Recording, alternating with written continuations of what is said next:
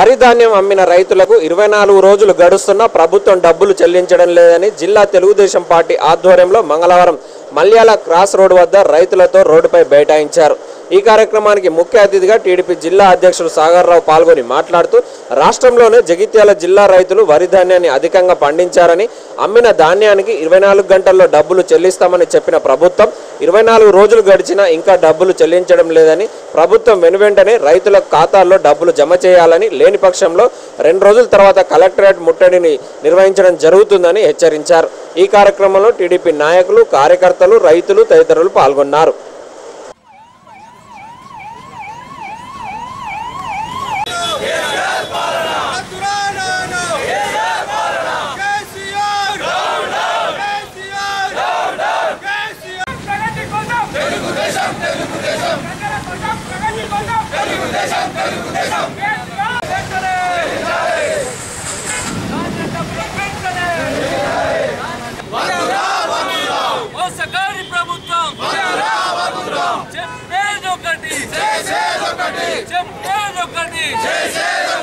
రైతులను మోసం చేసిన కేసీఆర్ రైతులను మోసం చేసిన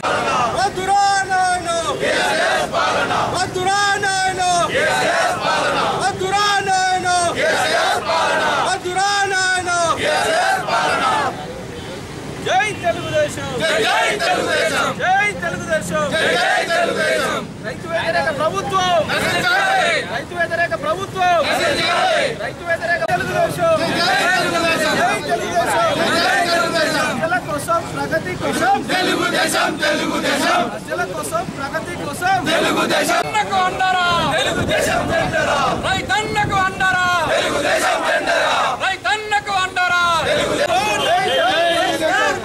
తెలుగుదేశం।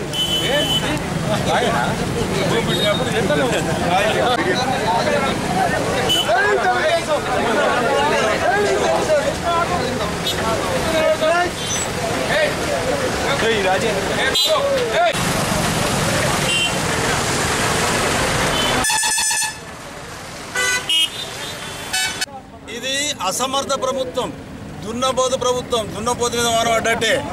రైతు లేనిదే రాజ్యం లేదు, రైతే దేశానికి వెన్నెముక। కేసీఆర్ గారు 18,000 పుస్తకాలు, గ్రంథాలు చదివారు, మీకు తెలుసు కదా। ఎక్కడ న్యాయం చేశారు? ఇక్కడ మద్దతు 4,000 రూపాయలు ఇచ్చడం ఇంపార్టెంట్ కాదు, మద్దతు ధరివు పక్క రాష్ట్రం దాయాది రాష్ట్రం 1,500 రూపాయలు మిర్చికి మద్దతు ధరిస్తుంది। కళ్ళు కనపడం లేదా? తెలియదా నీకు? నువ్వు ఎందుకు ఇస్తలేవు? రైతు అంటావు, మాటలకే పరిమితం ప్రభుత్వం, చేతగాని ప్రభుత్వం, కోతలు ఎక్కువ చేతలు తక్కువ ఈ ప్రభుత్వానికి। ఈయన ఒక పిట్టల ద్వారా తుపాకి రాముడు అంటాగా, తుపాకి రాముడు ఎట్లయితే కోతలు వస్తాడో ఆ విధంగా ఉన్నది కేసీఆర్ ముచ్చట। కేసీఆర్ గారు రైతులు ఎప్పుడైతే కంటతడి పెట్టిస్తో నీ ప్రభుత్వాన్ని, నీ పార్టీని బంగాళాఖాతంలో పారవేసేటువంటి పరిస్థితి రైతులు చర్యసుకునే పరిస్థితి ఉంది। నువ్వేమనుకుంటున్నావు కానీ వచ్చే 2019లో నీ పార్టీని, నీ ప్రభుత్వాన్ని బంగాళాఖాతంలో రైతులు, ఉద్యోగస్తులు, రైతులు, నిరుద్యోగులు కలిసి నీ పార్టీని బంగాళాఖాతంలో వేసే అవకాశం ఉంది। కేసీఆర్ ఖబర్దార్, తెలుగుదేశం పార్టీ అధికారంలోకి వస్తుంది, రైతులకు అవసరమైన సేవలు చేస్తుంది కాబట్టి డిమాండ్ చేస్తున్నాం। రైతులకు ఇప్పటికైనా మీరు మంచి కార్యక్రమాలు చేయాలి, మీకున్న 2 సంవత్సరాల కాలమే ఉంది, ఆ కాలాన్ని సద్వినియోగం చేసుకుని ఒక మంచి పేరు తెచ్చుకునే ప్రయత్నం చేయాలని నేను డిమాండ్ చేస్తున్నాను। రైతు రాజ్యం, ఎద్దేసిన వ్యవసాయం ఎప్పుడు ఏ ప్రభుత్వం కూడా ఉన్నది, ఎద్దేసిన వ్యవసాయం రైతు రాజ్యం ఇప్పుడు కుప్పకూలిపోతుంది। మరి జగిత్యాల జిల్లాలో ఈరోజు ధాన్యం కొనుగోలు చేసిన డబ్బులు ఇప్పటివరకు కూడా ఒక్కొక్క 4 రోజులు గడుస్తూ ఉన్నది, ఇప్పటికి డబ్బులు చెల్లించడం లేదు। రైతులు అనేక ఇబ్బందులకు గురవుతున్నారు। నా సొంత వడ్లు ఇవాళ 20 రోజులు అవుతుంది, ఇప్పటికి నా డబ్బులు కూడా ఇవ్వలేదు। మరి ఇవాళ రైతులు విత్తనాలు కొనే టైం ఆసనం అయింది, వర్షాలు పడుతూ ఉన్నాయి, మరి పిల్లలకు స్కూళ్ళు, కాలేజీలు అన్నీ కూడా ప్రారంభం అవుతూ ఉన్నాయి।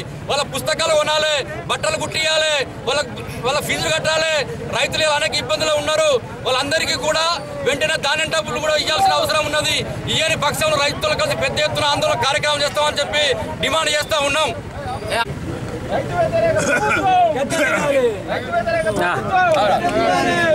రైతుగా చెప్పుకునే కేసీఆర్ గారు తన ఫామ్ హౌస్ లో ఎకరానికి 1 కోటి పండిస్తా అంటున్నాడు। అంటే నువ్వు వాణిజ్య పంటలు పండిస్తున్నావా, క్యాప్సికమ్ పండిస్తున్నావా, క్యాబేజీ పండిస్తున్నావా తెలియదు కానీ వడ్లు పండించిన రైతుకి వాళ్ళ డబ్బులు ఇస్తలేవు। కానీ నువ్వేమంటున్నావు, వచ్చే మేకెళ్ళి మాత్రం ఎకరానికి 4,000 ఎరువులకి ఇస్తా అంటున్నావు। ఇప్పుడు తినడానికి తిండి లేదు కానీ వచ్చే సంవత్సరం బిర్యానీ పెడతా అంటే ఎవడు బతకాలి అప్పటిదాకా? నీ 4,000 కోసం ఎవరు ఇక్కడ దేవుడిస్తలేరు, నువ్వు ఓట్ల కోసం ఇస్తా అంటున్నావు. మా పండించిన పంటకు ధర ఇయ్యు, పైసలు ఇయ్యు అని అడుగుతున్నారు.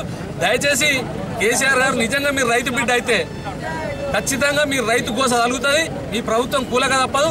మీ ఓట్ల రాజకీయాన్ని రైతులు అర్థం చేసుకున్నారు. వచ్చే సంవత్సరంగా ఇస్తా అంటేనే నువ్వు ఓట్ల మనిషి అన్నట్లు లెక్క. ఓట్ల కొరకు కాదు, నిజంగా రైతుకు సేవ చేయాలనుకుంటే ఈ సంవత్సరానికి వెళ్ళి ఎకరానికి 4,000 బ్యాంకుల ఖాతాలో జమ అయ్యి ప్లస్ రైతు రుణమాఫీలో మిగిలిన వడ్డీని కూడా ఇప్పటి వరకు జమ చేయలేదు. పాస్బుక్లని రైతులని బ్యాంకులలో ఉన్నాయి, మాఫీ ఎవరికి వర్తించలేదు.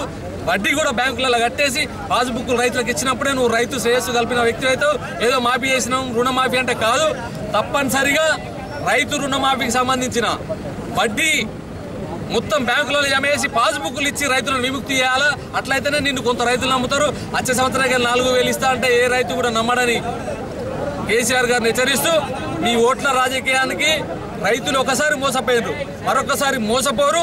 1,00,000 ఎకరాలకు నీళ్ళు ఇస్తా, 1,00,000 ఎకరాలకు ఇప్పుడు వండే దానికే దిక్కులేదు. 1,00,000 ఎకరాలకు నీళ్ళు ఇస్తే పంట నీడ పోసుకోమంటావా? అంటే తెచ్చి నీ ఫామ్ హౌస్లో పోతుంటా మొత్తం.